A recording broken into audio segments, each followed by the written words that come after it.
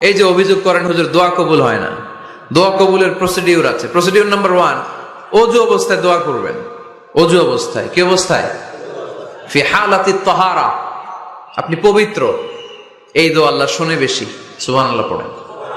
সুযোগ হলে কিবলামুখী হয়ে দোয়া করবেন। কি মুখী? মুতাওয়াজ্জিহান ইলাল কাবা। নামাজে এটা ফরজ, দোয়াতে ফরজ না। অন্যমুখী হয়েও করলেও কবুল হয়, কিন্তু কিবলামুখী হয়ে দোয়া করলে এই দোয়া কবুল হওয়ার সম্ভাবনা বেশি না কম? দোয়ার আগে 3 বার ইস্তেগফার পড়ে নেন। পড়েন আস্তাগফিরুল্লাহ, আস্তাগফিরুল্লাহ, আস্তাগফিরুল্লাহ। যদি সুযোগ হয় দোয়াতে হাত তোলেন। কি তুলবেন? দোয়ায় হাত তোলা সুন্নাহ। আল্লাহর হাবিব বলতেন, ইযা সাআলতুমুল্লাহ ফাসআলুহু বিবুতুনি আকুফিকুম। যখন আল্লাহর কাছে চাইবে, হাতের তালু দুইটা এইভাবে উঁচু করে চাইবে। রাজি আছেন তো? সব জায়গায় না, আবার যেখানে আল্লাহর হাবিব হাত তুলেছেন ওখানে হাত তোলা সুন্নাহ। টয়লেটে ঢোকার সময় যদি দোয়া পড়া শুরু করেন, আল্লাহুম্মা ইন্নী আউযু বিকা মিনাল খুবুসি ওয়াল খাবাইস।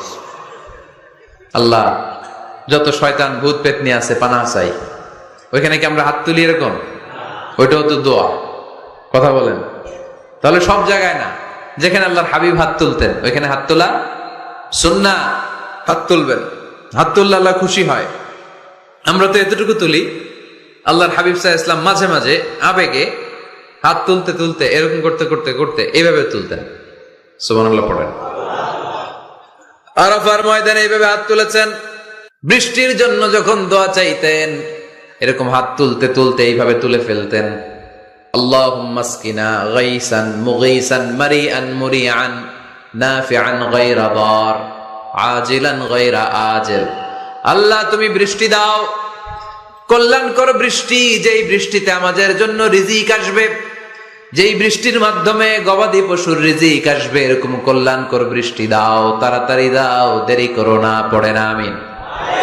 আবার যখন বৃষ্টি বন্ধের দোয়া চাইতেন তিনি পড়তেন আল্লাহুম্মা হাওয়ালাইনা ওয়ালা আলাইনা, মানে আল্লাহ আমাদের চারিদিকে বৃষ্টি দাও, মদিনাতে বৃষ্টি দিও না। সুবহানাল্লাহ।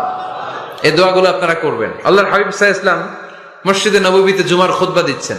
মদিনায় দুর্ভিক্ষ, মাটি ফেটে চৌচির, খা খা মরুভূমি, এক ফোঁটা পানি নাই।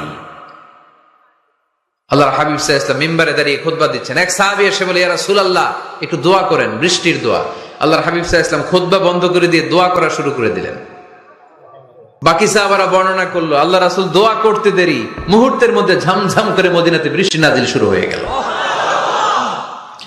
এই যে দোয়ার তিনি করেছেন, বৃষ্টি নাজিল শুরু হলো, বৃষ্টি আর বন্ধ হয় না। ওই জুমাবার বৃষ্টি হলো, শনিবার হলো, রবিবার হলো, সোম মঙ্গল বুধ বৃহস্পতি শুক্র, টানা 7 দিন। সুবহানাল্লাহ পড়েন। এবার আবার অতি বৃষ্টির চোটে মদিনায় বন্যা শুরু হয়ে গেছে। কি বন্যা?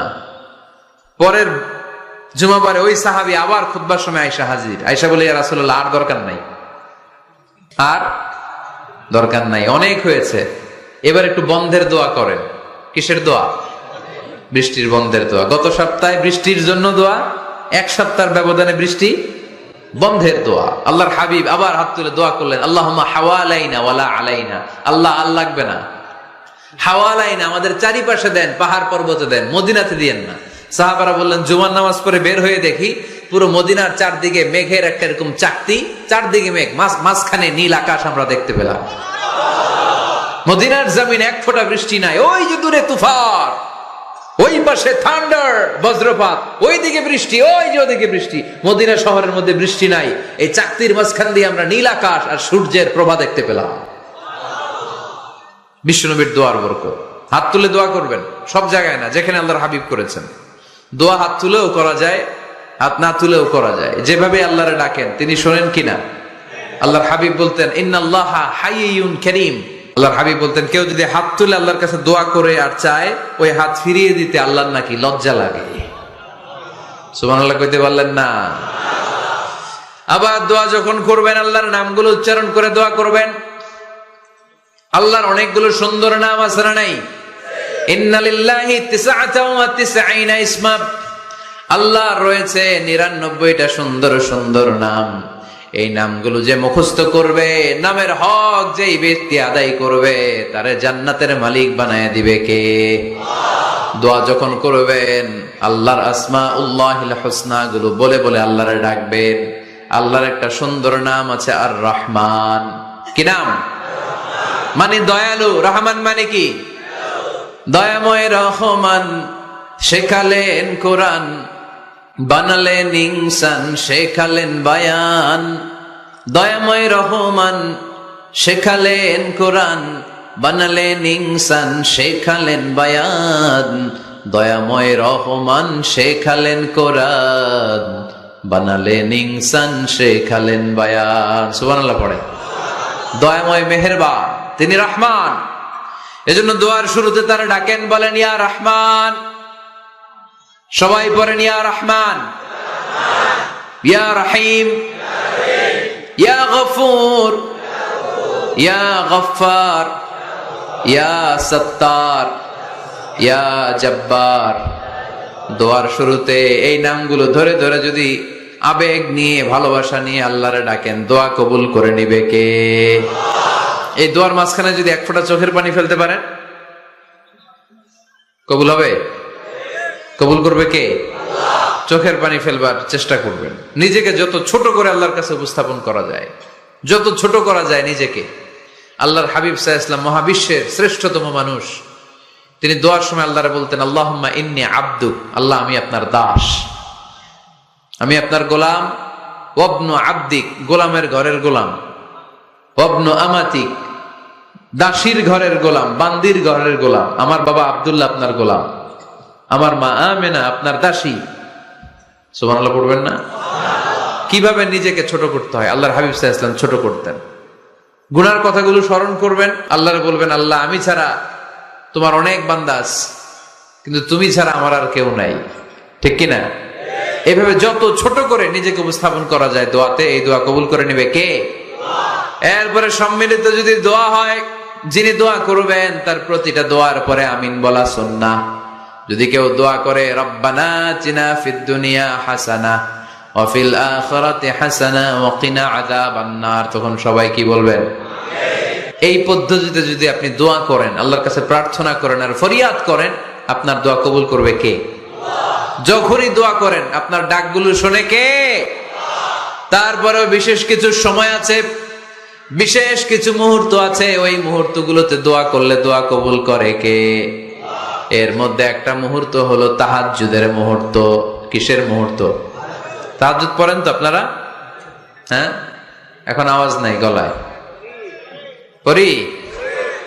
ফজরের নামাজই পড়তে পারি না হুজুর, তাহাজ্জুদ কেমনে পড়বো?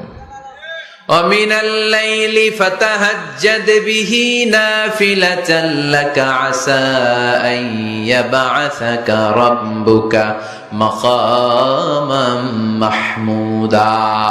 এটা এমন নামাজ, এই নামাজের পরে দোয়া করলে কবুল করবে কে? ওই মুহূর্তে আল্লাহ প্রথম আকাশে মনোনিবেশ করেন, ডাকতে থাকে, কার কি লাগবে চাও? টাকা লাগবে টাকা দেব, সম্পদ চাও সম্পদ দেব, সম্মান চাও সম্মান দেব, বউ লাগলে বউ দেব। আছে না নাই? লাগবে না? এদিকে তো বেশিরভাগ অবিবাহিত মনে হচ্ছে। বিয়ে করো নাই কারা কারা দেখি? খাইছে। সবার তো বউ লাগবে দেখা যায়। আল্লাহর কাছে চাইবা, দিবে কে? দেয়ার মালিক কে? মনের বাসনা পূরণ করে কে? ওই আল্লাহর কাছে যেন আমরা চাই। বিয়ের কথা শুনলে সব সজাগ, আর ঘুমে ধরে না। এখন সজাগ জাতি, চাইতে হয়। যুবক ভাইরা চাইতে হবে আল্লাহর কাছে, নেককার স্ত্রী চাইতে হয়, নেককার সন্তান চাইতে হয়। তাহাজ্জুদের সালাতে যেন আল্লাহর আমরা বলতে পারি, আল্লাহ এমন জীবন সঙ্গিনী দাও, রূপবতী, গুণবতী, নেককার, যার সাথে দুনিয়াতেও থাকবো জান্নাতেও থাকবো। ঠিক কিনা? এই দাম্পত্য জীবন কি শুধু দুনিয়ায়? আমার স্ত্রী আমার সাথে জান্নাতে যাক, আমি চাই কি চাই না? মুমিনরা দুনিয়াতেও একসাথে, জান্নাতেও একসাথে। ঠিক কিনা? তাহাজ্জুদের দোয়া আল্লাহ ফিরায় না। ইফতারির আগে যে দোয়া, ওইটা আল্লাহ ফিরায় না। আজান এবং একামতের মাঝখানে দোয়া করলে ওই দোয়া আল্লাহ কখনো ফিরিয়ে দেয়। না। প্রত্যেক ফরজ সালাতের পরে আমরা যে আল্লাহর কাছে দোয়া করি, ওই দোয়া কবুল করে কে? বৃষ্টি যখন পড়ে, বৃষ্টির নিচে দাঁড়িয়ে আপনি দোয়া করবেন, দোয়া কবুল করবে কে?